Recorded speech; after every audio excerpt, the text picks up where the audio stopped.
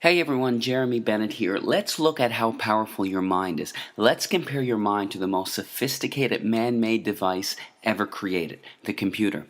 The average computer can hold about 250,000 pictures, 20,000 songs, and hundreds of full-length videos, nowadays on something the size of my finger. Crazy. But let's compare it to your mind. Your mind can perform an estimated 10 quadrillion operations per second without you even knowing it. Wild. Ask yourself right now, what's making your blood flow throughout your veins with the perfect amount of pressure to keep you alive? What's making your heart beat right now? Are you consciously commanding your heart to beat right now? No. What's maintaining your body core temperature to the perfect degree to keep you alive? What's doing the 6 trillion things to your 60 trillion cells every single second? It's something called your subconscious mind. This is the powerhouse to who you are. Your cat has it, even your puppy has it. But of all the things that your subconscious mind can do, it can't do one thing. And this thing can help you attract good things into your life or can absolutely demolish your health. What is that one thing it can't do? It can't distinguish between a real event and something you merely think about. Sounds absolutely ridiculous, right? What happens when you have a nightmare? You wake up, your heart is pounding, you're sweating, and you're anxious beyond words.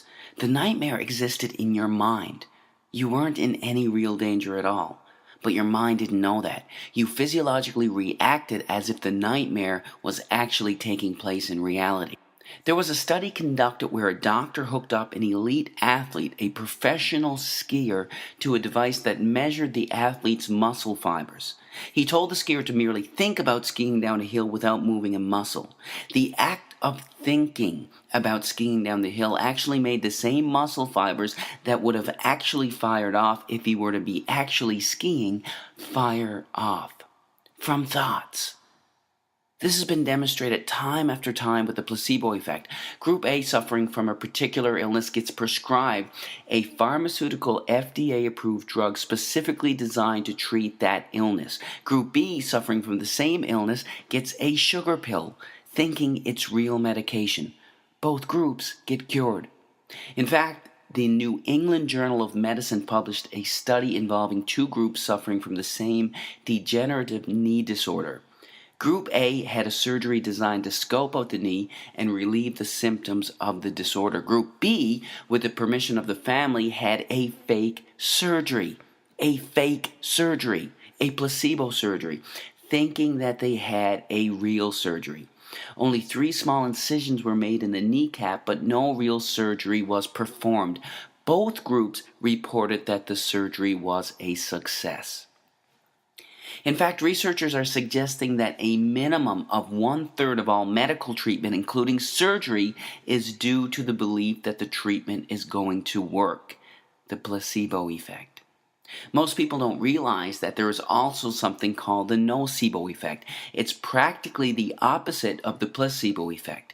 The mind, instead of curing illness, contributes to illness. That's what a hypochondriac is. Their belief that they're going to develop a disease actually causes them to experience the symptoms of it. Whatever belief you hold in your subconscious mind will become your reality. Bottom line. That's how hypnosis works. The hypnotist implants the idea in the back of their subject's mind, and the subject experiences whatever they hold there. If they hold the belief that there's a spider on their arm, their eyes actually see a spider on their arm. An amazing demonstration occurs when the hypnotist walks towards his subject with his finger extended. He tells the subject that his finger is hot and burning. The hypnotist slowly touches the subject on their arm, and a blister actually forms in the exact place that the finger touched. Now, this is crucial to understand in all healing. Free will, as we understand it, is practically an illusion. In fact, 2 to 4% of the time, you decide what you want to do. You actually make the decision. 96 to 98% of the time, you don't. You're on autopilot. Your subconscious mind controls your decisions 96 to 98% of the time. Don't believe me? Do you like ice cream? If you do, snap your fingers and stop liking it. Do you enjoy watching sports? Snap your fingers and stop enjoying it. You can't. 96 to 98% of the time, everything we crave, desire, and act upon comes from what we hold predominantly in the back of our subconscious minds. Whatever we hold predominantly in the back of our subconscious minds, we are attracted to in life. What happens when you buy a new car? It's the only car you see on the road for the next 2.5 weeks. You saw those cars before you bought your car, but why didn't they stand out to you? Because you didn't own that car yourself. You weren't thinking about it yourself. What you hold in your mind, you're attracted to in life. That's how subliminal ads work so effectively. They work so effectively that they are banned in over 10 countries as a way to advertise. So if what you hold in the back of your subconscious mind shapes your reality, what shapes your subconscious mind? Practically everything that you're exposed to, everything that you see, hear, smell, taste, and feel is shaping your subconscious mind. Let's look at some specifics. Television. Here's a scary stat. By the time a child finishes elementary school, that child has witnessed an estimated 8,000 simulated murders on TV. All of these extremely graphic scenes are sinking back into their minds. And don't be tricked by Hollywood or cartoons. In the most important developmental years, when a child should be taught compassion and understanding, extremely intelligent minds behind the creation of perceived harmless children's cartoons are sinking violence into the back of their minds. Don't be fooled.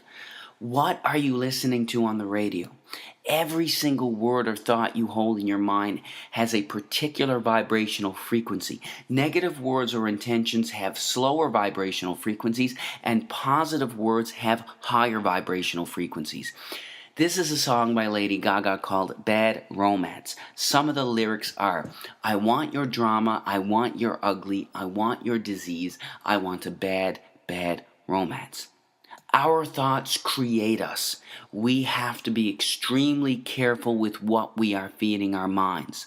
Music can be beautiful and beneficial, but it can also have a negative impact on your health. Choose wisely. When I was growing up, the most violence we had on video games was Mario and Luigi jumping over turtles' heads. This is what our youth are playing today. These gruesome, extremely graphic images are sinking into the backs of their subconscious minds, weakening their immune systems and having astronomical, gradual negative effects on their health. Nobody's saying that these games are going to cause them to pick up a gun and go shoot somebody, but these games are affecting their health. There is zero doubt about that. What happens when you gossip? In order for you to gossip, you have to hold a negative memory and negative thought inside of your mind. You not only think about that negative memory, you share it with the other person that you're talking to. The second you hold negative thoughts in your mind, the biochemistry of your brain changes and you release cortisol, the stress hormone, into your blood, which then weakens your immune system, inhibits the actions of your white blood cells, increases the chances of infection, and even promotes weight gain. All from gossiping, all from your thinking. You can't gossip without hurting yourself. Remember that. But of everything you can expose yourself to, there is nothing more important than the thoughts you hold in your mind. We have on average 60,000 thoughts a day. And the reality is, not only are most of these thoughts the same thoughts we had yesterday, but they are negative thoughts, either dwelling on something bad in the past or fearing something that could potentially happen in the future. The second we have these negative thoughts, the second we release cortisol, the stress hormone, into our blood. Our thoughts create us. Most people believe that situations cause them anxiety, stress, or cause them to be depressed.